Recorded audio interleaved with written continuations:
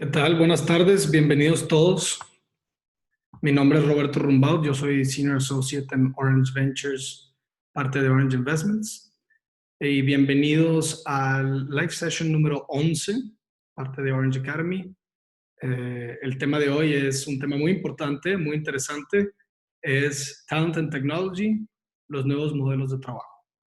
El live session de hoy será un poco diferente, ya que contamos con una presencia de unos panelistas pues, muy experimentados en la industria, pero lo llevaremos a cabo en inglés. Cualquier otra cosa se va a publicar en nuestro canal de YouTube, subtitulado próximamente también. Pero bueno, ahora haré el cambio a inglés. So welcome everybody. I'm going to introduce the panelists for today. It is my pleasure to present them. These are three professionals known for their disruptive ideas and ability to change and anticipate change long before it is necessary. With us today, we have Diana Uriegas. She is passionate about HR and she has implemented multiple programs at Orange to make it a great place to work, has given various conferences in Mexico and Latin America to help create better workplaces. Welcome, Diana. Thank you, we have Roberto. Dora Valdez. Dora Valdez is Head of Culture and Talent at Orange Investments. She has been the founder of multiple companies and has 18 years studying human capital for various organizations in different sectors. Her goal is to change the way the world works and constantly ask why we do things as we do them. Thank you, And Roberto. last but not least, we have Mark Lacaruba. Mark is Human Intelligence's Chief Technology Officer and VP of Customer and Partner Success. Mark's focus is on the strategic product roadmap, continuing to integrate emerging technologies to provide innovative solutions and refining the implementation and change processes to ensure client success. Mark brings over 20 years of consulting, technology, and product management experience across human capital, tax, financial services, and accounting. He was honed at EY, Prudential, and Buck Consultants. His expertise includes secure application development, agile methods, DevSecOps, product strategy, and client relationship management. Welcome, Mark. Thanks, Roberto. So to start off the conversation, I would like to kind of open with a few questions. So now, as we know, times are changing quickly. We're facing a new reality, a new normal that affects all types of businesses and all aspects of these businesses, not just human capital. We know that there will be jobs that will disappear, some that will merge with others, and some that will be created as a result of this new reality. How can we help both companies, collaborators, and everybody face this new reality from a human capital standpoint? Diana? Well, thank you, Roberto, for the invitation. On this question, I believe that the first step to help people and companies during these times of uncertainty, it's a lot on the mindset. So we have to accept the fact that change is happening and that change is inevitable, you know? Many times we're stressing, and I'm a really stressful person, so I know about this. I stress a lot about everything. So we have to accept the fact that we cannot control everything. I can share with you a methodology that I've been using and that we have used with several groups to help them through this dynamic environment that is called the flow experience. So basically it's about differentiating and accepting that what we can control and what we cannot control. The step number 2 would be concentrating and acting on what we know that we can control, and also accepting that we're living in a typical situation and that we have to accept that this is life, that there will be more challenging days than others, and that it's okay not to be okay all the time, that it's okay not to be productive all the time. But with here, like to wrap it up, it's a lot on the mindset and knowing that our minds are really powerful. So not talking about banning the negative, it's more about knowing that we have the capacity to do something about it. So inviting our people, our teams to have a growth mindset state, to see challenges as opportunities and actually thrive in finding new ways of doing things. Thank you, Diana. Dora, is there something that you would like to add on this topic? Yes, Well, thank you very much for the invitation first. And I think that's a great question. I think that the first thing we should ask ourselves is what are we good at? Find our passion, be self aware of who we really are. And I know this is not an easy job. Actually, Davos have launched a program called Reskilling Revolution 2030 to provide better jobs, education, and skill for 1 billion people in the next 10 years. Another thing organizations can do is building new programs where talent can really thrive. Like in the US, I know they have different programs like crowd workers, freelance, and all of this around the gig economy. Entrepreneurs will be entering the workplace and vice versa. Employee will become entrepreneurs now. And I think we should take the time to really understand what's going to be happening there. And now, if we combine also talent and technology, better known as super jobs, I think that people will really be doing the most valuable things rather than things that maybe a robot can do, right? Thank you, Dora. Mark, something you would like to add on this topic? Yeah, just adding a little bit on the theme from Dora and Deanna is that I think there's a shift in mindset in the strategic management of human capital. It's no longer transactional. We're going to have to look into the future. We're going to have to use tools to help us understand the data, understand the pace of change, and adapt to those changes quickly and plan ahead for what those changes are. Like Dora mentioned, the workforce has changed. How do we manage everybody through the whole employee life cycle, whether they're an employee, a crowd worker, a gig economist, freelancer, they're entrepreneurs? That's going to change, and we have to adapt to that change and use tools to help us do that. The other piece we have to do is really look at that investment in people through development and learning. Don't assume that people can't change and can't grow as jobs change. So if we invest in them as they becomes more of a knowledge worker instead of transactional, how do we help those people do that? Give them the tools and the power to do that. Thanks, Mark. This leads me to my next question. We know that we must unlearn to learn, but the general question is, what is this that we have to learn? How can we help collaborators with development programs that are truly going to be useful for the new challenges of the future? I'm going to throw this to you, Dora. Okay, thank you. Well, for this, we must first talk about the fourth industrial revolution, which is clearly blurring the line between people and technology. And I have researched that a group of forward-thinking chief human resources officers and other experts started a conversation on proactively managing the future of work to improve employees' experience and productivity. And this program actually identified 6 key elements that I would like to share to you today, which is first, developing new leadership capabilities for the fourth industrial revolution. Second, managing the integration of technology in the workplace. Third, enhancing the employee experience. Fourth, building an agile and personalized learning culture. Fifth, establishing metrics for valuing human capital. And sixth, embedding diversity and inclusion, which I think if we could have programs in our companies for each of these points that or elements that I just mentioned, I think we could thrive and help not only the company, but also employees have a better job, a better work, and also a better life.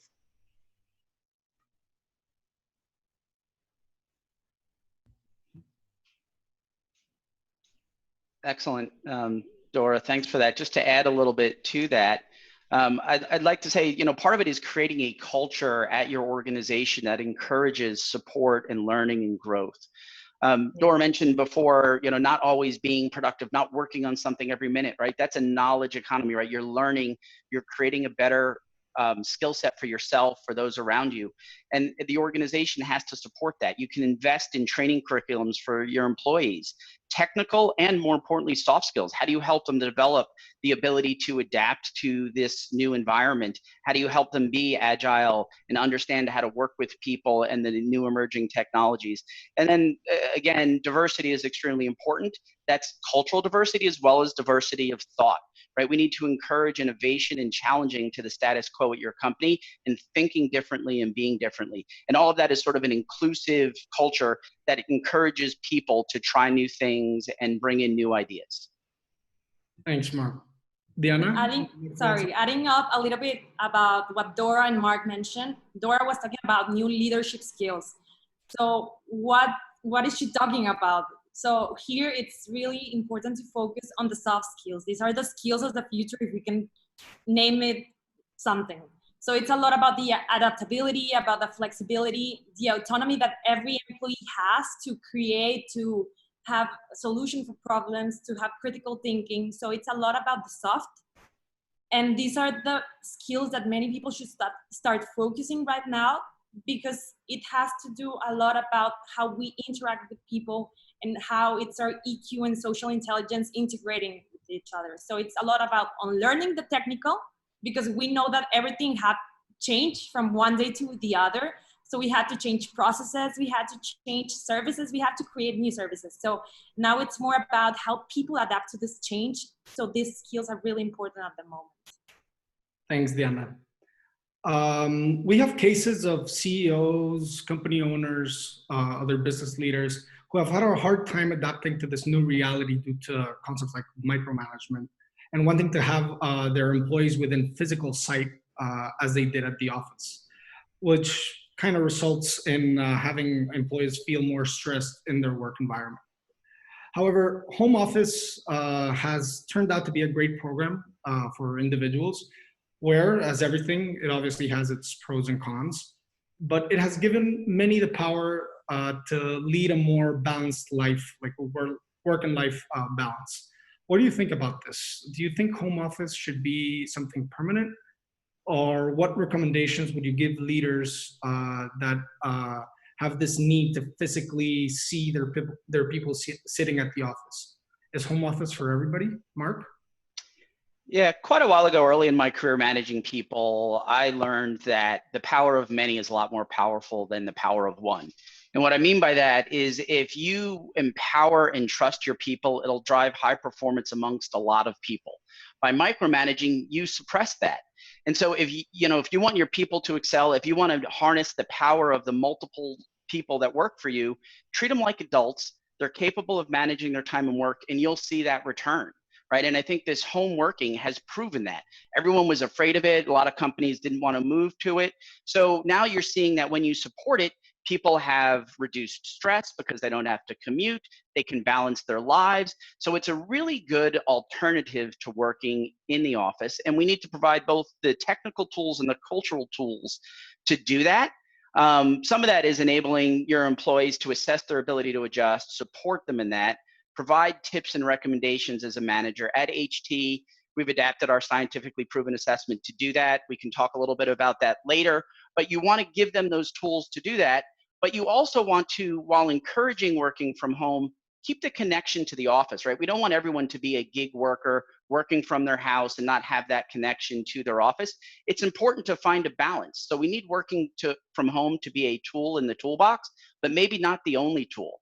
I've had teams that have managed their own working from home schedule so that they come in the office 2 or 3 days a week or work from home 2 or 3 days a week, and they coordinate with their team to keep that personal connection in person, but it wasn't a mandate, right? You have to create that environment, treat them like adults, and give them the tools and allow them to use it to meet their personal and your corporate needs. Very interesting, Mark. Thank you. Diana, something else that you would like to add on this topic? I agree with Mark's point of view. I think it's not about deciding if it's 100% home office or 100% being at the office. It's more about the balance. I mean, home office is here to stay. And for many companies in Mexico, it was something that they didn't knew before. So they had to change from one day to the other. And it was shocking. I mean, at first, even for me, it was hard to focus.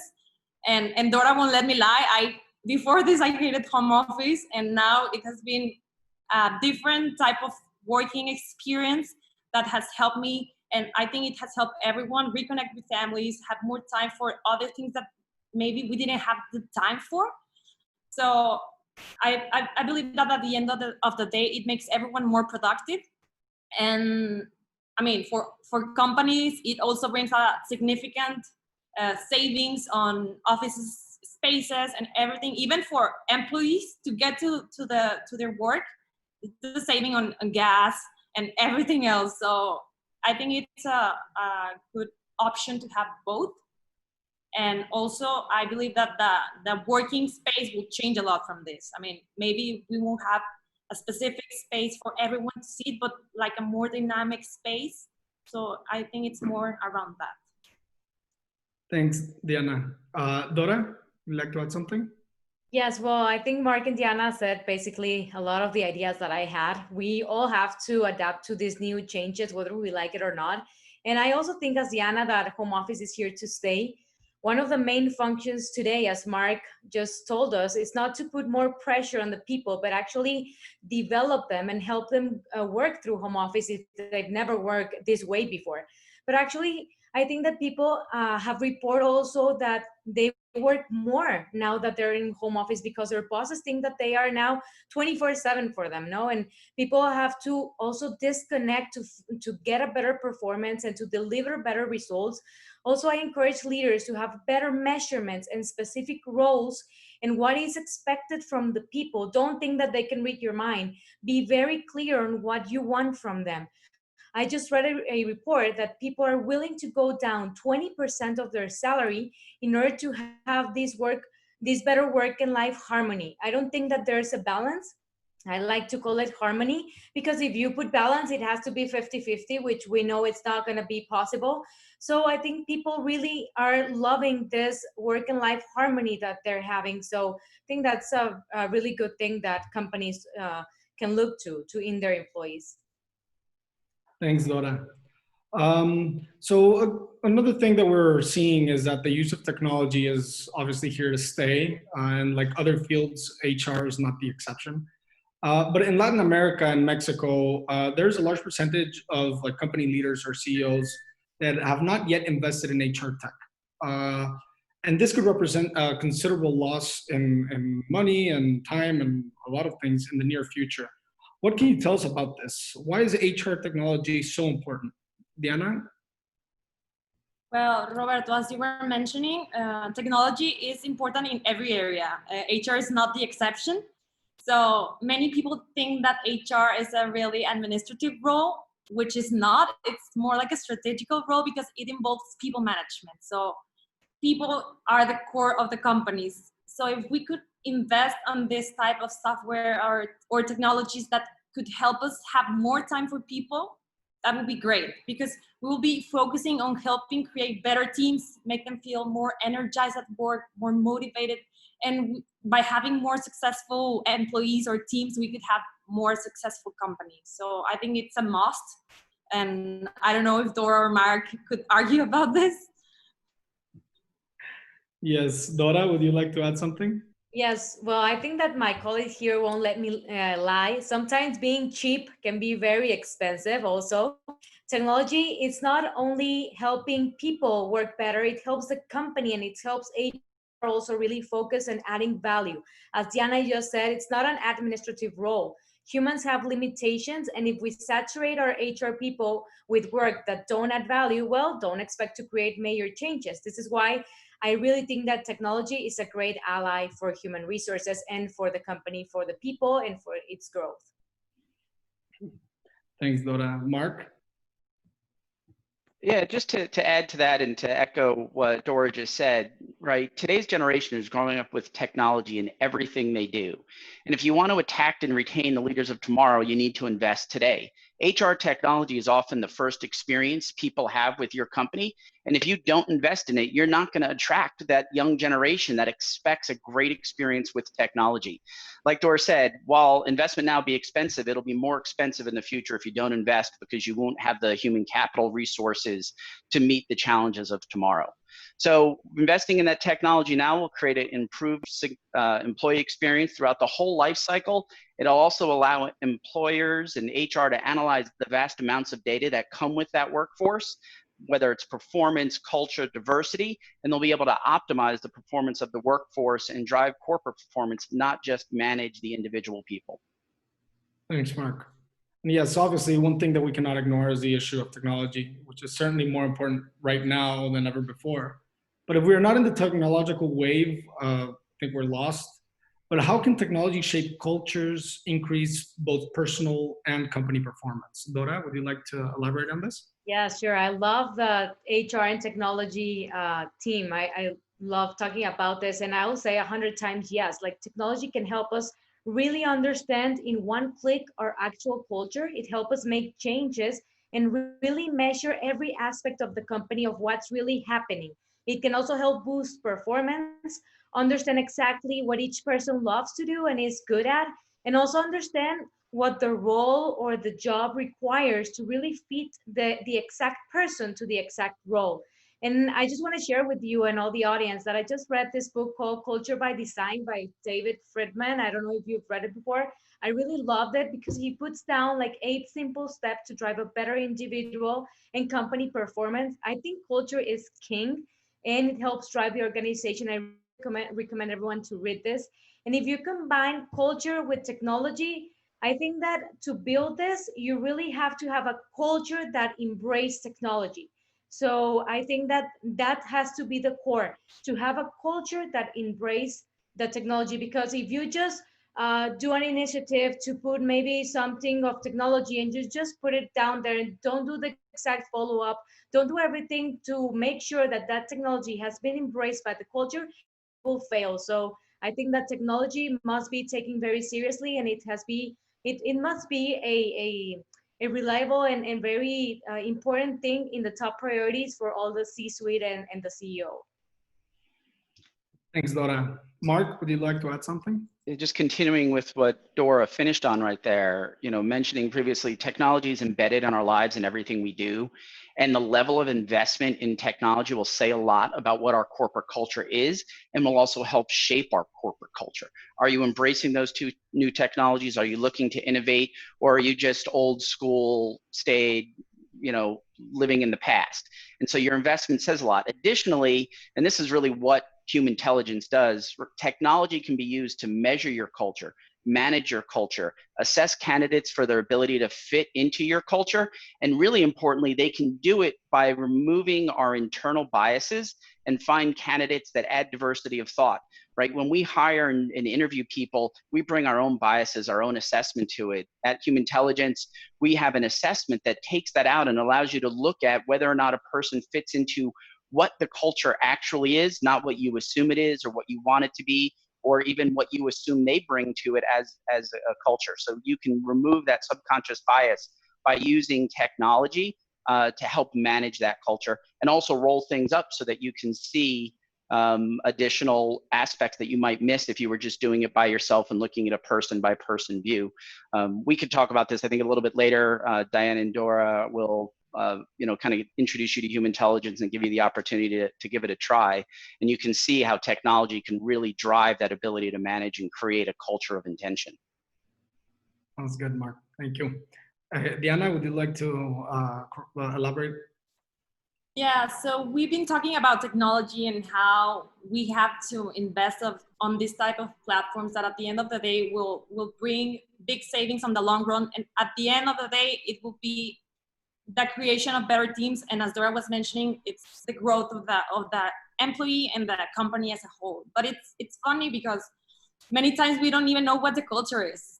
So by using this type of tools, like Mark was mentioning, it actually helps determine what culture is, because many people think, oh, we have Taco Tuesday and we have team building, so this is culture. No, this is not culture. So we actually have to find what our culture is before we want to make any changes. So when we're talking a little bit more about the platform, you'll understand why this type of test of tools will help us rebuild our teams in our cultures. We have a lot of data that we collect at companies, specifically at Orange is not the exception. But sometimes there is nobody to analyze this data, which in this case would become useless. HR analytics have become a vital to understand the performance, as well as measure individual true value of collaborators. What can you tell us about this? How do you analyze information, and what information should be analyzed? Dora? Well, I do think that data has become more vital than ever if you analyze the right variables, of course. And we should understand first that people analytics is the data and analytic tool to inform decisions about how to manage people. The more information we have, the better analysis we can have. And one example is when we have an employee that maybe fails to accomplish a project and we want to fire him and let him go, but actually it's not that the person is bad. We must first analyze all the different variables before you judge something, right? For example, was the project too big for the person? Was the team a great fit? Did they have all the resources they needed? And I love to bring this out that in 2010, I don't know if you knew, but Google asked themselves, do managers matter? Do we have to have managers or not? And they actually made a lot of research. They brought in a lot of scientists and specialists. And you can find more about this if you just Google it and put Project Oxygen. You'll find the PDF and you can download it and everything. I think you should. It's really useful. And at the end, they found out that they do matter, but they changed the way the managers were perceived at their true and their true roles, right? So, of course, after analyzing all of the variables that they had, they came down to this. One, you also have to have the information, but once you have the information, do something with that. And companies have found that by using people analytics, they can have better levels of retaining key employees, more diagnostic methods for hiring, who their most valuable employees are, and how to compose the most productive teams. So I think that definitely using the right analytics tools and the right variables will help the companies thrive and will help the companies be better, not only them, but also their employees, their teams, their managers, their directors, and everyone. Thanks, Dora. Diana, would you like to add something on this? Yeah, adding up a little bit and also recapping the question, you were telling about data. I agree that if you have data, it's nothing until you actually analyze it and use it to make a strategy, you know? So in HR, it's no difference. You have to have it. It's good. It's good that you have the data, but now it's time to interpret it. It's so important to use it on your favor. I mean, if we have all these numbers, all this data, all this research, it means nothing if you don't do something with it. So if I could give some examples, as Dora was mentioning, Google, for example, they tracked interviews predictions on new hires to figure out how good candidates were for specific roles before they hired them. So by this, they reduced significantly the total number of interviews made, which at the end of the day is translated in numbers. You know, at the end of the day, this is what companies are trying to do, save money. So also another example could be Credit Suisse. They believe that 1% of retention could save them $75 to $100 million per year. So they did this research and this study for a couple years, and they actually find out that whenever employees had the chance to have a professional development inside or within the company, they stayed longer, which means less turnover and savings on hiring and training process. So yeah, it's important to have it, but the most important is to interpret it and use it on your favor. Thanks, Diana. Yeah, just building on that, you know, data, there's more data available now than ever, and it's really important that we leverage that data. I think both examples that Dora and Deanna brought up were cases where the information was there, but people didn't know how to access it. And we can leverage machine learning and AI to bring some of that to the forefront, but it's really important that we have the people who are looking at it and interpreting it right.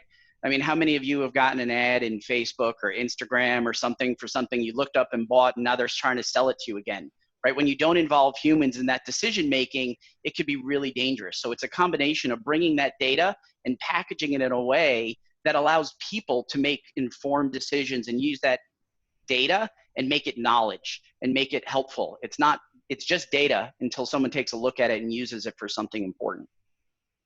Thanks, Mark.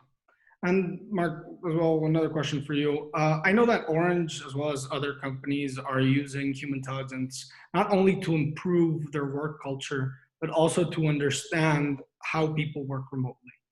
Can you tell us a little bit about this? How is it different from other platforms out there in the market? Yeah, just a little background on what we did with creating a remote scorecard to enable people, and then I'll mention a little bit of what's different about our product and platform in this space than others. But when this whole situation arose and people were suddenly told to work from home all the time, we, felt the impact as a business, but also felt the impact as a society. And as we met as a leadership team, we saw an opportunity to use our platform to help people deal with this. And so during a short period of time, for about 3 months, we've been offering this remote scorecard for free to help people assess their ability to adapt to and adjust emotionally and in terms of corporate sense, efficiently to working from home all the time. So we used our 12-minute assessment and the results that we get already and looked at what are those attributes that it measures, identify someone is working well from home. And then and not just working well, but also feeling good about it, right? Because part of this challenge has been all of a sudden being cut off from society and not being able to interact with people. So our assessment helps you understand as an individual and also as a manager how you can look at whether or not someone will be happy working from home, whether they'll adjust well, and gives you some tips and recommendations for how to ease that adjustment and improve your efficiency. Now, how is this different than some of our competitors? One is the assessment is only 12 minutes. We measure behaviors, motivators, and the ideal work environment in less time. Most assessments take 30 minutes to 45 minutes, and we give you more insights. The other piece that's different is we've provided a target profile for working remote. Based on all our data that we have and our understanding of people working remote, we've been able to use that to identify what is, I wouldn't say an ideal, but someone who will adjust easily and feel good working from home, and then provide personalized strengths and opportunities and tips and recommendations for each person and each manager of that person. And then it's different because it helps both managers and individuals adjust to the reality and improve in this new reality. It doesn't just give you some soft information which you might use or not use. It really gives you targeted information for each individual. Thanks, Mark. And throwing the ball over to Diana and Dora, what can you tell us? Can you tell us a little bit more about how we use human intelligence specifically at Orange? Do you use it when you're hiring a person or when a person is already working within the company? Diana? Yeah, so we've been using the platform for around 2 or 3 years, I can recall, but I know that we use it for both. I mean, it's very important to understand our actual culture, to help people better communicate and to make better arrangement inside the teams that we already have. And then there's the other part, the hiring process. So by knowing what culture do you have today, what culture do you want in your future, all these high performers, ideal profiles, as Mark was mentioning. Now we do the process with the people that are applying to come to the company, because at the end of the day, we want to bring the talent that we need and not the one that it's the good looking or the cool one or the one that said something that at the end of the day, it's a bias for us. So it's about hiring the right talent at the first attempt and for the role that it's right for him.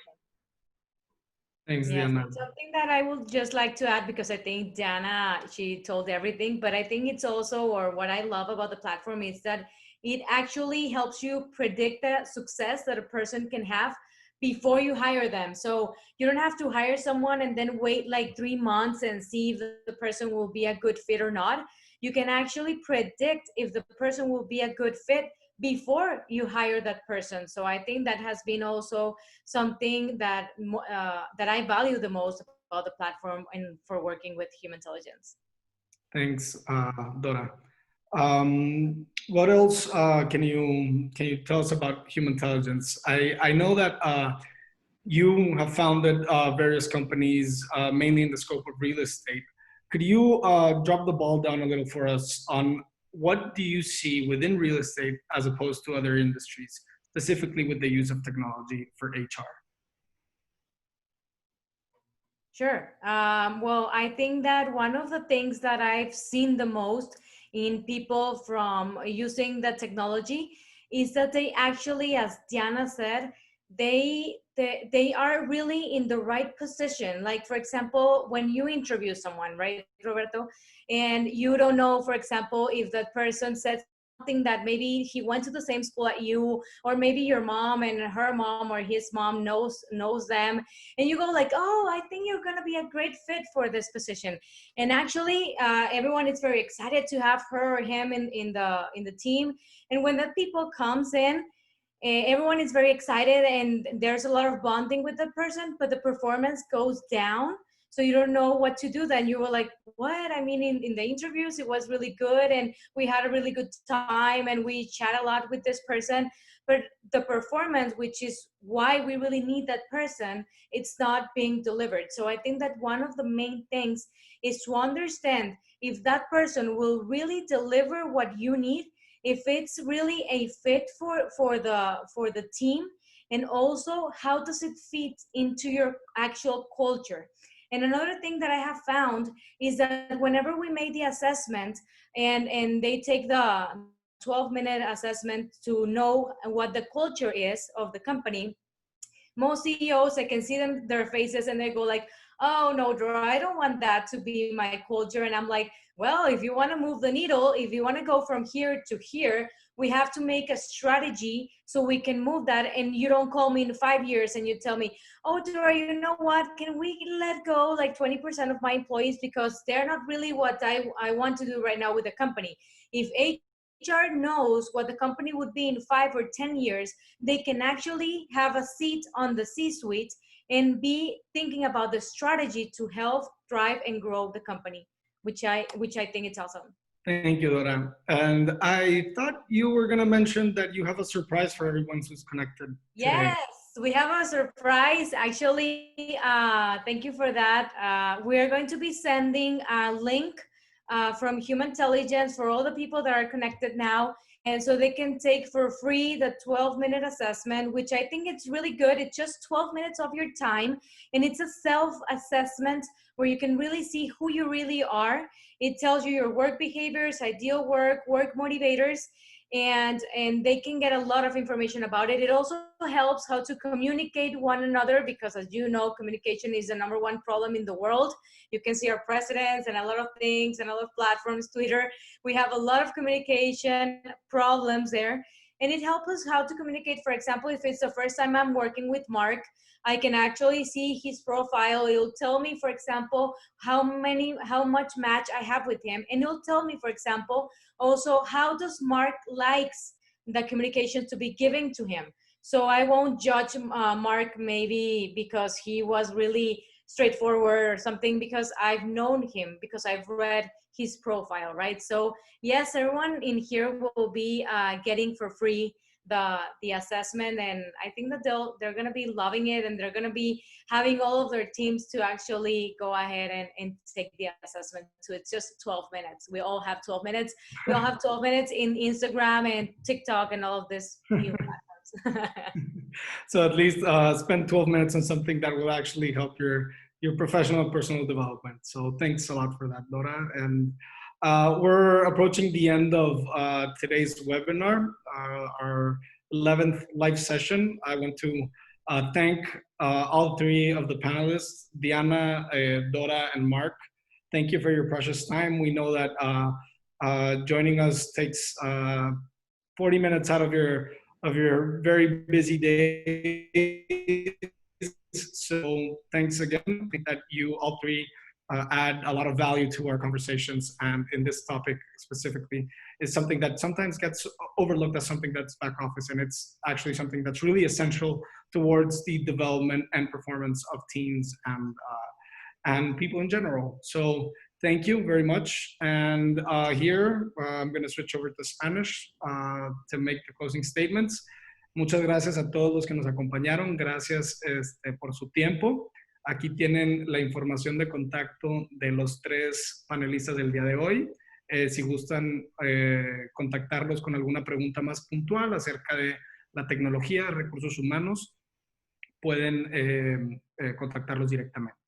Igualmente, si tienen cualquier otra pregunta acerca de Orange y nuestros servicios, siéntanse con la libertad de contactarnos en nuestro correo ventures@orange-inv.com. Rodolfo, si quieres pasar a la próxima. Y también no quiero desaprovechar el foro para comentarles que los días 26 y 27 de junio estaremos llevando a cabo nuestra segunda edición de The Real Estate Game. Si se perdieron la primera el mes pasado, no se apuren, aquí estamos de vuelta. Estaremos cubriendo varios temas. Será completamente digital y tendrá un costo. Ahí pueden buscar en nuestras redes para encontrar la página. Los temas por cubrirse serán una introducción al real estate, mercado, investigación de mercado, un capítulo de innovación, finanzas y, como siempre, capital humano, que es parte de nuestro core y de lo que nos distingue. Entonces, de nuevo, muchas gracias, Mark, thank you. Y los esperamos para la próxima edición de los live sessions por Orange Academy la próxima semana. Muchísimas gracias. Thank you for the opportunity, and thank you everyone for your time. Thank you. Gracias. Bye-bye. Bye. Muchas gracias. Thank Bye-bye. you.